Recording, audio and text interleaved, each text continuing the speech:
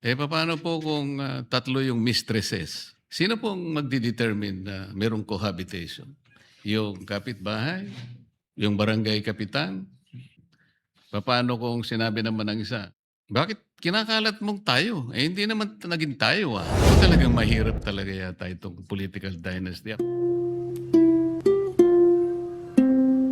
All Mr. right. President, I move that we recognize the sponsor of the measure, Senator Risa Ontiveros, and to interpolate the distinguished colleague, Senator Rodante Marcoleta.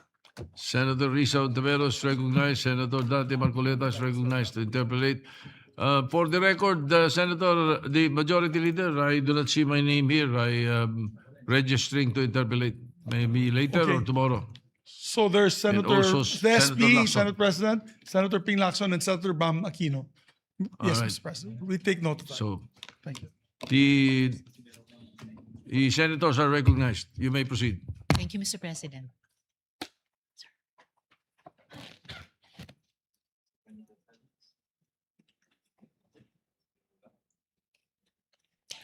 Just a few questions, Mr. President. Yes, gladly, Mr. President.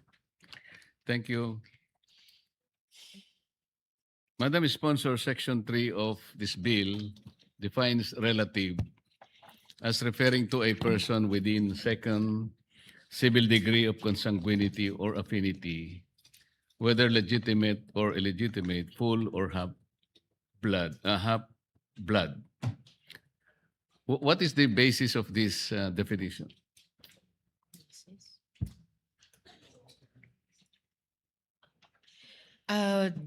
Mr. President, good gentleman mula sa Pampanga at Tarlac, dinesisyonan po ng Committee on Electoral Reforms na sa paghahanda ng committee report batay dun sa 7 panukala ng 8 sa ating mga senador sa ngayon ay magkasundo dun sa second degree of consanguinity and affinity. For one, ito po yung ipinayo ng Commission on Elections na pinaka-implementable o pinaka-enforceable na degree of consanguinity and affinity, Mr. President. I ask this question, Madam Sponsor, Mr. President, because Section 3, Paragraph K of Republic Act Number 6713, or the Code of Conduct and Ethical Standards for Public Officials and Employees, define relatives as referring to any and all persons related to a public official or employee within the 4th civil degree of consanguinity or affinity, including bilas, inso, and balae. Why does the proposed measure depart from this definition, Madam Sponsor? Mr. President, the good gentleman is right in his citation of the other law, but for purposes of this anti-dynasty law, as I said earlier, the committee report proposes to define relative up to the second degree. In spite of the fact also, Mr. President, na yung sariling bill nitong representasyon at nung isa pang author, si Senator Robin, ay nagpanukala ng ban hanggang sa 4th degree of consanguinity. Ito pong committee report ay isinasaalang-alang din yung mga inputs mula sa hearings at yung marathon consultations din na ginawa sa iba't ibang bahagi ng bansa. Itong degree of prohibition, yung second degree, ay magbibigay daan po sa mabisa at saka doable nga po na investigasyon o review ng mga kandidato. Dahil madali namang pong magiging available yung mga birth certificate, marriage certificates, o di kaya certificates of no marriage. At dagdag pa po doon, Mr. President, may mga pag-aaral na nagpapakita na kahit daw po second degree dynasty ban ay mag-free up na po at mag-i-impact na sa 30% ng mga elective positions. Ito pong datos, in particular, bunga ng pag-aaral ng ASOG, Ateneo School of Government, Mr. President. So, this bill Madam Sponsor, Mr. President, will have the effect of amending the definition of relatives under Republic Act 6713. Oh, we are not changing, Mr. President. Hindi po natin binabago ang definisyon ng relative sa ibang mga batas. Dahil gaya po ng nabanggit ko kanina, ang definisyon ng relative dito sa panukalang ito ay lamang para sa for purposes of this act, Mr. President.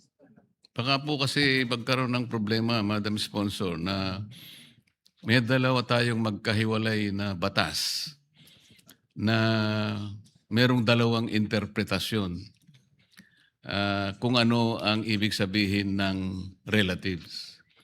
Yun lamang po kasi baka sa dako-dako roon ay makita natin na meron palang implikasyon ang dalawang batas na magkahiwalay ang pagkakaintindi doon sa terminong relative. Yun lang po ang aking gustong matingnan mabuti dyan. Na-appreciate ko po, Mr. President, ang concern ng good gentleman mula sa Pampanga at Tarlac. Pero hindi ko po sineshare yung pag-aalala nila dahil po yung definition po ng relative sa panukalang ito ay para lamang dun sa scope ng prohibition tungkol sa political dynasties. Samantalang mas sumasaklaw yung dun sa sinight ng good gentleman dun po sa Code of Conduct for public officials. And pwede po tayong mag-introduce ng omnibus provision later on na sasabihin explicitly na itong definisyong ito ng relative ay hindi po nag-aamyenda sa ibang mga batas. Dahil particular lamang po ito sa purposes nitong act, Mr. President. Totoo po yun, ngunit ang aking kinatatakot dito, itong mas malawak na kahulugan ng relative sa 6713, ang layunin niya ay para sa ganon yung aplikasyon ng batas ay mas malawak. Dito naman sa bill na ito na kinukonsider po natin, gusto rin natin na yung sentido ng relative ay maging malawak din para sa ganon yung mga bawal na yung kabawalan, mas malaki yung range niya. Hindi yung parang nakukonstrict natin para bang maring sila sabihin nila, bakit masyado mo namang pinaliliit yung definition kung ang pag-uusapan ay yung pagtakbo sa ating halalan, samantalang mas higit yatang i-consider na palawakin mo dahil ang pinag-uusapan dito ay sino ba yung karapat-dapat lamang na ihalal. Hindi ko po sinasabi na mas mataas ang uri ng proposed bill kesa dun sa isa, ngunit yung kanyang sentido po ay kinakailangang mag-apply. Kung halimbawa doon sa 6713 ay kinakailangang matukoy lahat o palawakin yung kakayahan ng batas para habulin yung dapat habulin. Parang dito naman sa ating proposed na batas, parang pinaliliit naman natin yung sitwasyon para yung batas naman mag-ooperate. Yun lang naman po ang aking tinitingnan. Muli, Mr. President, salamat po. Sa totoo lang, gaya ng nabanggit ko kanina, yung sentido, to use the word ng good gentleman, nung original na panukalang batas nitong representasyon, and I would also take the liberty of citing yung kay Senator Robin, ay pareho po ang nais dun sa sinasabi ng good gentleman ngayon. Nga lamang ang naabot po namin dito sa committee report at tinitindigan ngayon itong representasyon bilang tagapangulo ng komite ay hanggang sa second degree. Dahil nga po sinaalang-alang yung mga inputs at feedback dun sa hearings at saka consultations dahil mismo ang COMELEC ay nagsabi na yung second degree ang sabi pa nga po nila, Mr. President, good gentleman, the only enforceable option at magbibigay daan na rin sa effective at doable na investigation or review. At yun na nga po na kahit dito pa lang sa pag-ban ng dynasty to the second degree of consanguinity and affinity ay makaapekto na sa halos 1/3 ng mga elective positions. So kumbaga, hindi siya walang kwenta. May kwenta po siya, Mr. President. So at tingin po nitong representasyon, pwede pong mag-coexist ng magkatabi yung Code of Conduct at itong panukala na tinatalakay natin ngayon para sabihin na beyond the second degree of consanguinity and affinity, at least for now, kung ito po yung unang batas natin sa anti-political dynasty na maipapasa, na hindi magiging unethical, no, by the sentido nung batas na binanggit ng good gentleman, ang pagtakbo o pagsilbi sa public elective positions. Pero for the purposes of this act, ang ipagbabawal po ay hanggang sa second degree po, Mr. President. Meron po bang pag-aaral na ginawa, masusing pag-aanalisa na ang kabawalan lamang ay nahangga sa second civil degree of consanguinity or affinity na napalitaw na kapag ka third degree halimbawa o fourth degree, wala nang masyadong evil na ina-address. Sa makatwid, pagka nasa fourth degree of consanguinity ka na or affinity, napatunayan po na talagang kukunti na lang ang maaaring masama na idudulot ng political dynasty. Nagkaroon po tayo ng masinsinang pag-aanalisa o mayroong nagawang isang pag-aaral na talagang nakita natin pagka pala hanggang 2 lang, okay na. Yung third degree, yung ibabawal lang pala hanggang sa second degree. Pero pag third degree na, malaya na kasi wala na, malinis na pala eh. Second degree, lalong mas malinis na. Kaya pabayaan na natin, hindi na masasakop ng political dynasty. Okay lang po bang malaman kung nagkaroon ng talagang malawakang pagsusuri sa bagay na ito? Actually, Mr. President, una wala namang claim na wala ng evil, no? Wala ng harm yung involved sa fourth degree dynasties. Nga lang na napatunayan na yung second degree of consanguinity and affinity na prohibition ay workable. Binasa nga po namin sa position paper ng COMELEC na nagsabing may administrative difficulties in enforcing beyond the second degree. Gayon din po, Mr. President, good gentleman, yung mga resource persons mula sa Lente at mula nga po sa Ateneo de Manila University, among others, ay nagsabi na batay sa kanilang mga pag-aaral, mayroon na pong meaningful change dun sa pagsisimula sa pag-prohibit sa dynasty sa second degree of consanguinity. Dahil ayon nga sa kanilang mga pag-aaral, 30% of seats ay ma-free up na. Of course po, yung ibang mga resource persons ay nagsabi ding ideal, perfect sana na anti-political dynasty law kung hanggang talaga sa fourth degree of consanguinity. Lamang, sabi din nga po ng COMELEC, pag lumampas tayo sa second degree, kahit third degree or lalo na fourth degree, at this point in time, sa unang anti-political dynasty bill na hari nawa maipapasa natin into law, na baka ma-overwhelm yung electoral system natin. Dun pa lamang sa pag-check at counter-check ng mga birth certificates, certificates of marriage o senomar, dun sa mga mapaghihinalaan na mag-e-establish ng dynasty relationship.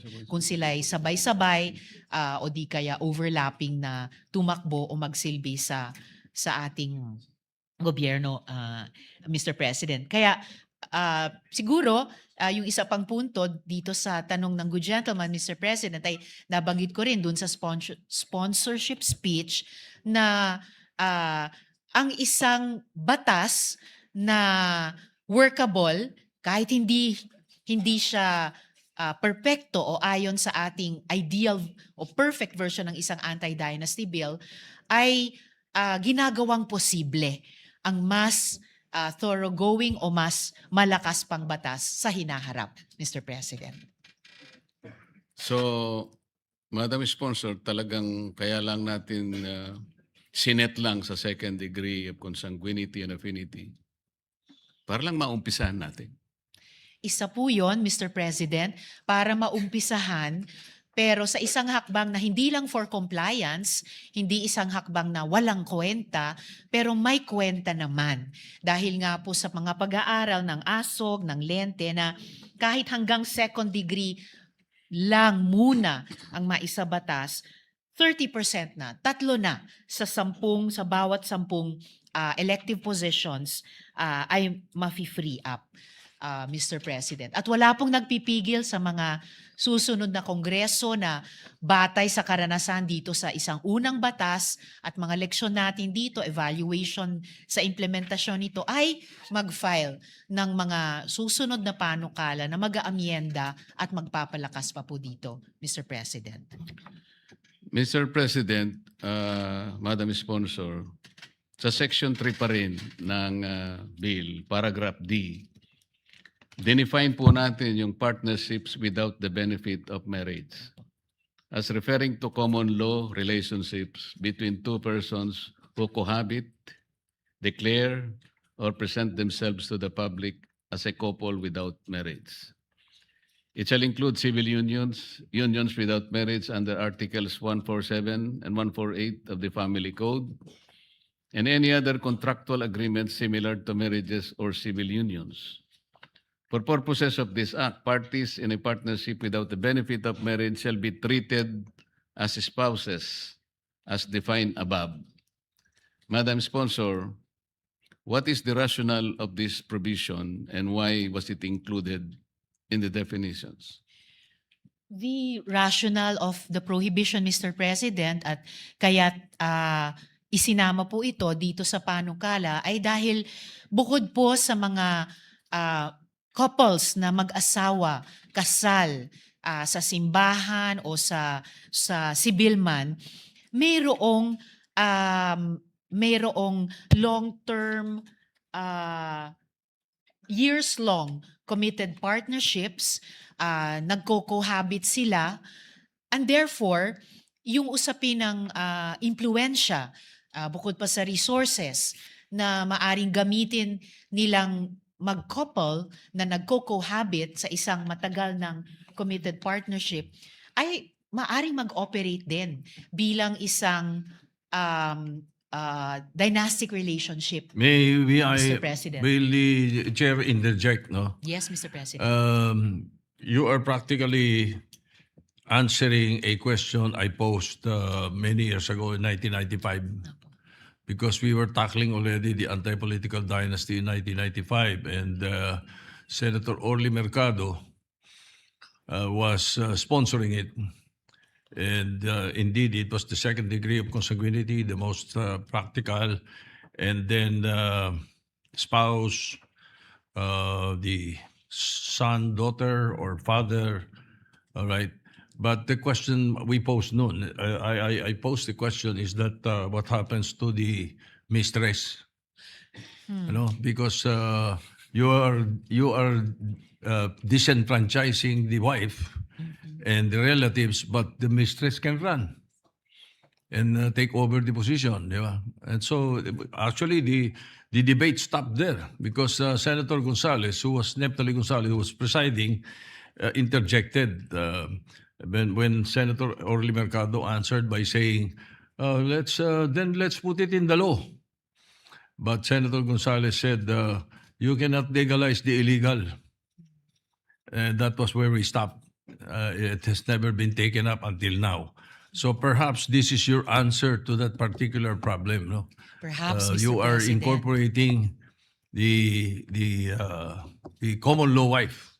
Yes, exactly, Okay. Mr. Well, President. perhaps I can take off from this tomorrow after during my interpellation. Anyway, go ahead. Salamat, Mr. You President. may If I may proceed. So add, I am just Mr. giving the President. background on that Opo. particular reason. Opo, maraming salamat po, Mr. President. And if I may, good gentleman, dagdag lang po dun sa paalala ni Mr. President, the bill really treats these partnerships as spouses to prevent the use of common law relationships as a loophole to circumvent the provision. Kung hindi po, yung mga nasa de facto relationships, pwede po nilang lusutan yung prohibition kahit na yung mga panganib ay nandoon and nandoon in the same way as for married couple. So, hindi po natin nililegalize iyon kasi wala naman sa panukalang ito ay nagli-legalize doon. Sinasabi lang po natin na nahuhulog din po siya sa scope ng prohibition, Mr. President. The gentleman. Mr. President, tama po yung inyong paghahalimbawa kanina. Paano po kung tatlo yung mistresses? Sana po dito sa chamber natin, Mr. President, wala naman pong ganun. Alam ko wala naman po yata. Hindi Dahil nga lahat po, po sila hindi po mapupunta. nalilegalize pero parang nai-encourage. Kasi po, Mr. President, paano po, sino po, sinabi natin cohabitation is one of them. Sino pong magdidetermine na merong cohabitation? Yung kapitbahay? Yung barangay kapitan? Kasi kahit na po sino, Mr. President, ikaw nagko-cohabit kayo. So, hindi sa ngayon, masasama siya sa prohibition, hindi ba? Pwede niyang sabihin ngayon para lang hindi makalaban sa barangay, halimbawa. Tama po kayo, Sino Mr. po President. ang magdidetermine Yes po. nung factual situation ng cohabitation? Yung korte po ba? Yung administrative agency? O yung mga partido, Mr. President, sa pamamagitan ng affidavit? Baka yung magnunotary mawalan po ng lisensya kapag yung po ininotaryo niya. Basically, Mr. President, ang COMELEC po ang empowered sa panukala na mag-determine nito. Any evidence allowed by the rules of evidence of COMELEC in administrative cases may be used. Yung standard of proof ay dapat substantial evidence in accordance sa iba pang administrative proceedings before the COMELEC. Nakalagay po ba Mr. sa panukalang batas sa cohabitation, Mr. President? 6 months, 1 year, 5 years, para lang masabi na cohabitation, nakalagay po ba yun? Wala pong nakalagay na period of cohabitation, Mr. President, para i-establish Baka yung maging arbitrary cohabitation po na kung yun. wala. Dapat siguro, at least meron man lang period. Yes, Mr. President, at the proper time, bukas po itong representasyon sa proposed amendment kaugnay niyan. Meron pong nakalagay rito sa bill na presenting to the public na sila nga po. Na sila na nga, hindi po ba? Mr. President, what constitutes presenting to the public? Nagpo-post sila sa social media? O kaya pareho yung address nila? O merong testigo na magsasabi na they're presenting themselves to the public na sila po ay silang dalawa. Mahalaga po, Mr. President, yung sinabi ng good gentleman na yung fact na pareho po ang kanilang address. So, ibig sabihin, cohabiting nga. And presenting to the public, nagpapakilala po sila at nagpapakita po sila bilang isang couple. At meron po silang yung long-standing na or years-long committed partnership. So, lahat po nito ay mga katangian o mga tanda bilang presenting as a couple. They cohabit, present, declare themselves as a couple. Meron pong kaiba yung sitwasyon yan, Madam Sponsor, Mr. President. Paano kung sinabi naman ng isa, bakit kinakalat mong tayo? Hindi naman naging tayo sino po ngayon ang magdi-determine kung sino nagsasabi ng totoo? Pwede kasi siyang gumanti Ba't mo ko sinasama diyan? Hindi naman, kailan ba naman naging tayong dalawa? Hindi nga kita kilala. Halimbawa, sino-sino po ang mamamagitan ngayon, Mr. President? Mr. President, ang mamamagitan po dyan ay ang COMELEC din po. Hindi. Yung sa presentation, yung sinasabi mo kasama tayo, hindi naman tayo magkasama. Hindi ba yun yung sa section 8? Yes. Yes. Oo. Yes. And Mr. President, ang magiging gabay po sa paglinaw niyan ay nasa section 8 na other grounds for cancellation of certificate of candidacy or nomination. Halimbawa, yung letter A, malicious or frivolous filings to trigger the anti-political dynasty prohibitions contained in this act. So, pinagbabawal din po yung ganyang mga pagsisinungaling tungkol sa sino mang nagpa-file ng certificate of candidacy, Mr. President. Kaya po kasi ako nagbibilabor dito sa isyong ito, Mr. President, Madam Sponsor. Talaga pong kanina, ipinahayag ko naman medyo may pangamba po ako doon sa definition nga ng partnerships. Kasi po, doon sa Section 3, Paragraph D, nakasulat naman yung parties in a partnership without the benefit of marriage shall be treated as spouses. So, Mr. President, by treating the parties to such partnerships as spouses, it gives the impression or a semblance of legality by including them in the definition. Yun po yung medyo problematic para sa akin. Susubukan ko po, Mr. President, i-reassure yung good gentleman na hindi po natin nililegalize ang anumang hindi legal ngayon. Nothing in the bill legalizes those. Sinasabi lang po na sako po siya ng scope of prohibition. So, nag-i-impose nga po ng disqualifications at saka limitations. Hindi po nag-grant ng anumang favors. In fact, sa totoo lang, napipinalize po sila kasi nga po, nahuhulog po sila sa loob ng scope of prohibition.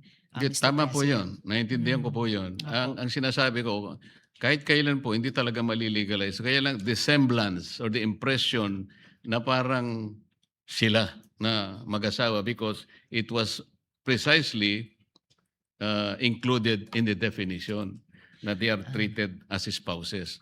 I see, Kahit Mr. papaano President. po, makikita ng dahil nga naging definition sila na parang spouse, wittingly or unwittingly, nagiging ganun po yung pananaw. Pati yung mga bata, maring masabi nila, mga bata pa lang, mag-asawa pala yan. Trato pa lang, mag-asawa pala yan. Yan, nag-aaway siguro dahil sa politika, pero sa mata natin, dahil nakadefine sa batas, parang mag-asawa sila. I understand, Mr. President, yung concern ng good gentleman. I-reiterate ko lang po na treated as quote-unquote spouse only for this act and only for triggering the prohibition. So kumbaga, Mr. President, for practicality's sake lamang po, para kapag nagre-refer ang batas sa spouse, quote-unquote, it should include spouses, quote-unquote, without the benefit of marriage. And at the proper time, Mr. President, pwede pong tumanggap ng proposed amendment ang representasyong ito para gawing mas maingat pa yung wording, yung text ng panukala para matugunan yung apprehension ng good gentleman. Mr. Salamat po, President. Mr. President. Sa ngayon pa lang ay minumungkahi ko na baka makalimutan ko po sa tamang panahon na Excuse me. alisin na lang po natin yung phrase na yun doon sa definition. Instead, ilagay na lang po natin at specify sa mga sitwasyon under Section 4. Baka mas katanggap-tanggap po yun. Sa akin naman po, opinion lang muna ito sa ngayon, Mr. President, Madam Sponsor. Very well noted, Mr. President. Pag-aaralan po ng representasyong ito para handang magbigay ng tugon sa period of amendments, Mr. President. Sa Section 14 po ng measure, Mr. President, in-enumerate po ninyo yung mga punishable acts. Ang sabi po natin dito, Mr. President, itong punishable acts na to which shall be punished in accordance with the provisions of the Omnibus Election Code. Which provisions under the Omnibus Election Code will apply as to paragraphs D, F, and G of Section 14? Aling sections ng OEC sa DFNG. We are getting the specific provisions of the Omnibus Election Code, Mr. President. Para makatugon. Yun po munang paragraph D, Madam Yes. Sponsor, ay ito pong nakalagay, malicious or frivolous filings to trigger the anti-political dynasty prohibitions contained in this act. Yun naman pong letter F, resigning as elective office for the purpose of enabling a spouse or relative to assume or seek such position in contravention of this act. At yung G, any other willful act to allow the existence or perpetuation of political dynasty relationships as provided under Section 3B of this act. Ang tanong lamang po, ano pong provision ng Omnibus Election Code ang mag-a-apply dito sa tatlong talata, ay itong tatlong provisions po na binanggit natin? Okay, thank you. Yes, Mr. President, and dito na po yung relevant provisions sa Omnibus Election Code. Dun po sa one by one relating to each of these, D, F, and G, or lahat relating to all three. Ang meron pong tatlong provision sa Omnibus Election Code na nagre-relate dito sa letters D, F, and G sa Section 14 ng Panukala, Mr. President. Una po yung Section 263 ng Omnibus Election Code, persons criminally liable, na nakasulat doon, the principals, accomplices, and accessories as defined in the revised penal code shall be criminally liable for election offenses if the one responsible be a political party or an entity, its president or head, the officials and employees of the same, performing duties connected with the offense committed, and its members who may be principals, accomplices, or accessories shall be liable, in addition to the liability of such party or entity. Pangalawa po, Mr. President, Section 264 ng Omnibus Election Code, penalties. Any person found guilty of any election offense under this code shall be punished with imprisonment of not less than 1 year, but not more than 6 years, and shall not be subject to probation. In addition, the guilty party shall be sentenced to suffer disqualification to hold public office and deprivation of the right of suffrage. If he is a foreigner, he shall be sentenced to deportation, which shall be enforced after the prison term has been served. Any political party found guilty shall be sentenced to pay a fine of not less than 10,000 pesos, which shall be imposed upon such party after criminal action has been instituted, in which their corresponding officials have been found guilty. In case of prisoner or prisoners illegally released from any penitentiary or jail during the prohibited period as provided in Section 261, paragraph N of this code, the Director of Prisons, Provincial Warden, Keeper of the Jail or Prison, or persons who are required by law to keep said prisoner in their custody shall, if convicted by a competent court, be sentenced to suffer the penalty of prisión mayor in its maximum period if the prisoner or prisoners so illegally released commit any act of intimidation, terrorism, or interference in the election. Any person found guilty of the offense of failure to register or failure to vote shall, upon conviction, be fined 100 pesos. In addition, he shall suffer disqualification to run for public office in the next succeeding election following his conviction, or be appointed to a public office for a period of 1 year following his conviction. And lastly, Mr. President, Section 265, prosecution.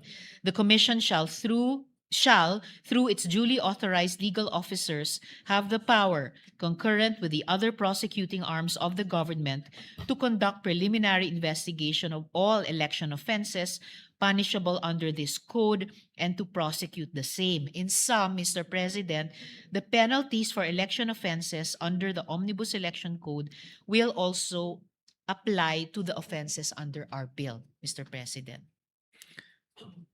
Mr. President, I took note of those provisions. These are all encompassed under sections 263 and 264 of the Omnibus Election Code. But I also note, Mr. President, that these offenses only apply as defined under the Election Code. To my mind, Mr. President, the Election Code does not yet cover the prohibition on political dynasty relationships. That's the problem there.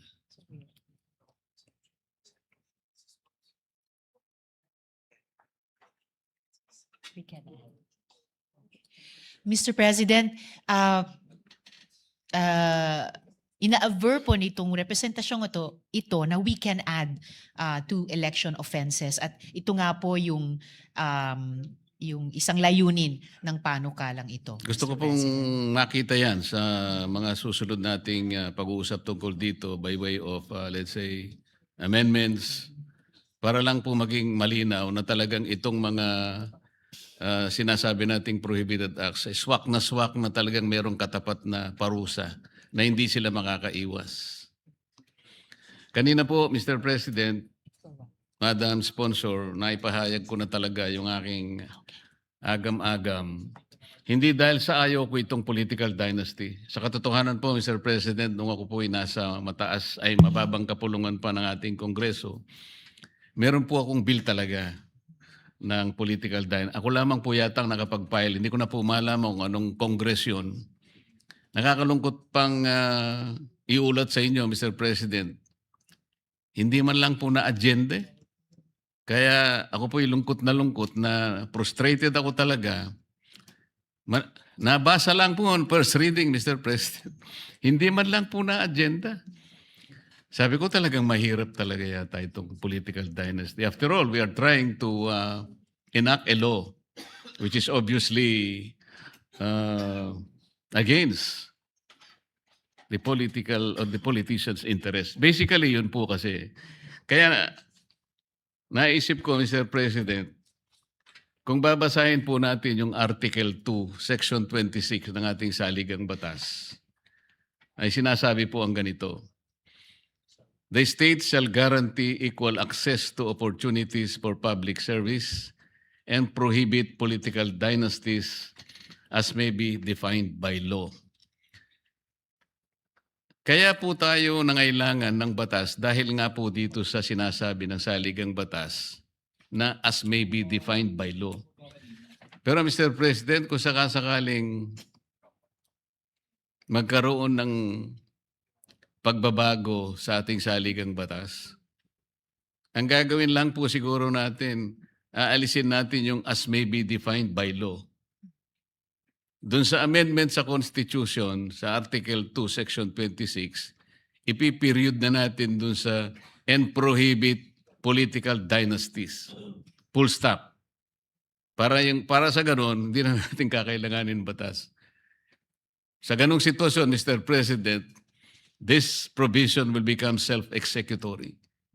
It will not need any law. Kung sakasakaling magkahirap-hirap tayo, Madam Sponsor, ito na lang po siguro yung pinakahuli na barahan natin. Kung sakali lang naman, hindi natin mailusot. Gusto ko pong ilusot talaga ito. Ako po talaga'y nagpanukala ng batas na tungkol dito sa political dynasty. Pero sa akin nga pong frustration, hindi man lang po na-agenda ng committee secretary. At tanungin ko po yung chairman, nginitian po niya ako, Mr. President. Hanggang doon na po. Natapos na po kami ron. Maraming salamat po, Mr. President. Madam Sponsor, sa inyong panahon. Salamat din po, Mr. President, sa good gentleman mula sa Tarlac at Pampanga. Huling tugon na lamang po sa kanilang huling sinabi. Actually po sinalaysay nung pagdinig nung mga resource persons na pinagdebatihan ngayon nung mga pagdinig ng Constitutional Commission. Pero yung current formulation natin sa Constitution ang nanaig. At siguro, kung mangyari yung sinabi ng good gentleman, yung ganyang klaseng pag-amyenda mismo sa saligang batas, baka po nagbabaka sakali lamang po ako na baka maiiwan pa rin sa Kongreso i-define ano yung ibig sabihin ng political dynasties. Kaya Salamat po sa good gentleman, Mr. President, sa appreciation sa Yep. pinagsusumikapan natin dito That sa is Senado. that is Salamat what po, we Mr. want to President. find out here. And Yes, Mr. as a matter of fact, during our interpellation tomorrow, that is what we want to be defined. What do you mean by political dynasty? Yun ang pinakamahalaga.